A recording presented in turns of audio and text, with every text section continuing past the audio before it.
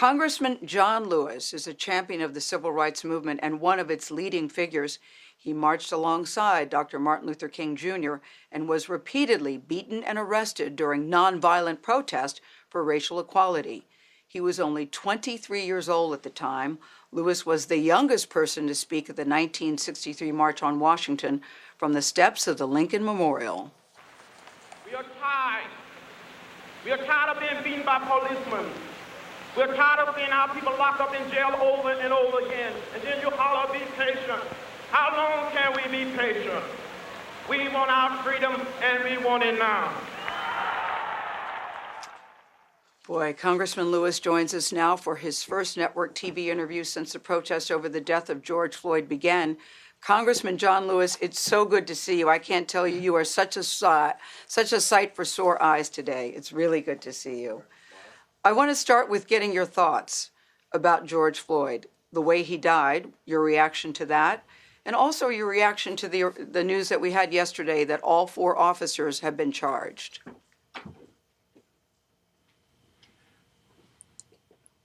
The way this young man died, watching the video, it made me so sad. It was so painful. It made me cry. I kept saying to myself, how many more? How many more young black men will be murdered? That the madness must stop. And it was very moving to see hundreds and thousands of people from all over America and around the world takes to the streets to speak up, to speak out, to get in what I call good trouble or to get in the way. And because of the action of young and old, black, white, Latino, Asian American, and Native American, because people cried and prayed, people would never ever forget what happened and how it happened. And it's my hope that we are on our way to greater change, to respect the dignity and the worth of every human being. And it doesn't matter their color or their background, or whether they're male or female, gay or straight. We would come to that point and say, we're one people, we're one family, we all live in the same house, not just the American house, but the world house. I wanted to talk about the protest in particular, because people were saying it's a turning point, it's a tipping point. Yesterday, Bishop T.D. Jakes said it's a turning point when you look at the diversity of the crowd. So I want to know, I know you've been watching, I understand you were moved to tears over the weekend looking at the protest. Does this feel and look different to you? This feel and look so different. It is so much more massive and all-inclusive. To see people from all over the world taken to the streets, to the roadways, to stand up, to speak out, or to do what I call getting in trouble. And with the sense of determination and commitment and dedication, there will be no turning back. People now understand what the struggle was all about. It's another step down a very, very long road toward freedom, justice for all humankind.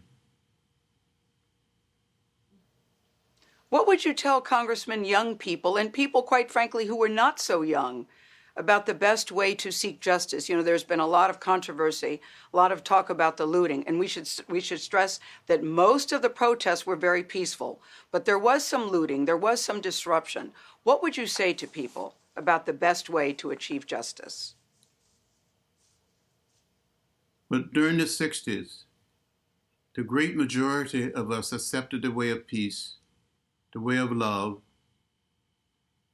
the philosophy and discipline of nonviolence as a way of life, as a way of living.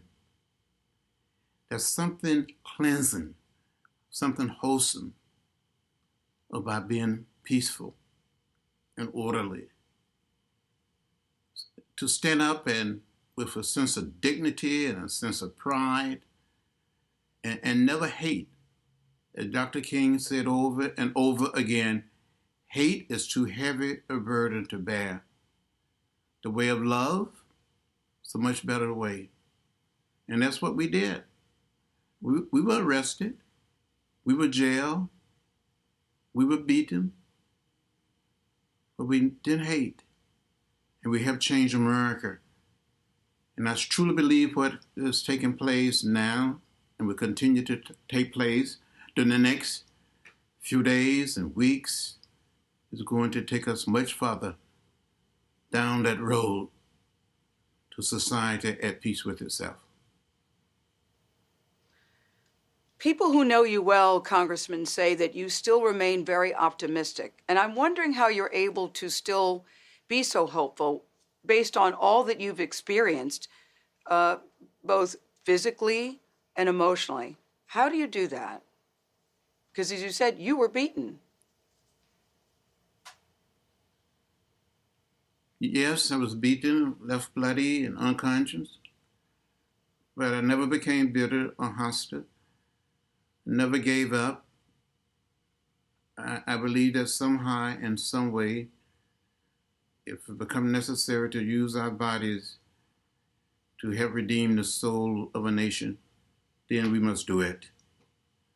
Create a society at peace with itself and lay down the burden of hate and division. Dr. King would say, violence and evil, it must stop someplace along the way. And we became disciples of the movement, disciples of Martin Luther King Jr.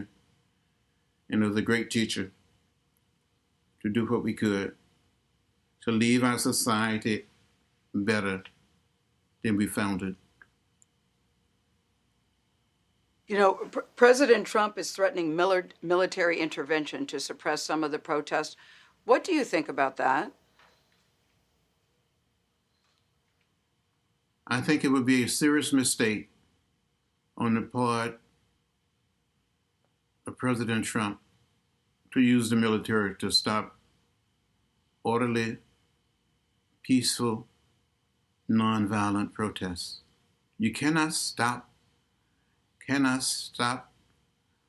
the call of history.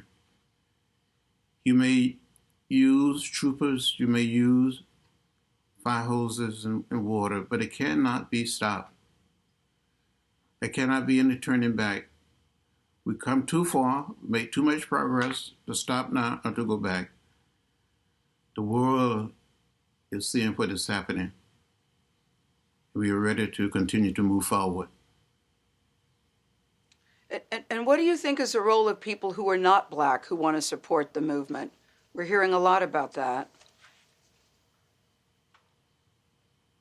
Well, we all are human. We all are part of the human family. And it doesn't matter whether you're Black, or white, Latino, Asian American, or Native American. We're one people. We're one family. We all live in the same house, the world house. And as Dr. King said again, we must learn to live together as brothers and sisters. If not, we will perish as fools. And I think what's been going on the past few days is living truth, that we all are connected, and nothing, not anything, are going to separate us. Congressman, I have to ask you about your health. You know, you had many people worried. You were diagnosed with pancreatic cancer and you've been getting treatment. And so I want to know how you're doing. I also heard that for the first time you got to see your cats. You've been being treated in D.C. You got to see the cats over the weekend. So I want to know how you're doing. What are your cats' names and why they give you such comfort? How's your health? Start with that. Well, my health is improving. I have Good. wonderful doctor and nurse, and they've been taking good care of me. I'm very hopeful and very optimistic. They're trying to get me to eat more, We're optimistic too. and I'm trying to eat Yes, more. please do. And regain my weight. My Please cats. do. What are the cats' names? I call them. Well, we don't. We call them kitty cat, and they know each other. But when I went back home this past weekend, I was somewhat disappointed. I don't think they recognized me. All right. All right, Congressman Lewis, thank you so much. Thank you for rolling with the punches this morning. You look great, and I agree. You can eat a little more, but you look great. We are so happy to have you here this morning. We'll be right back.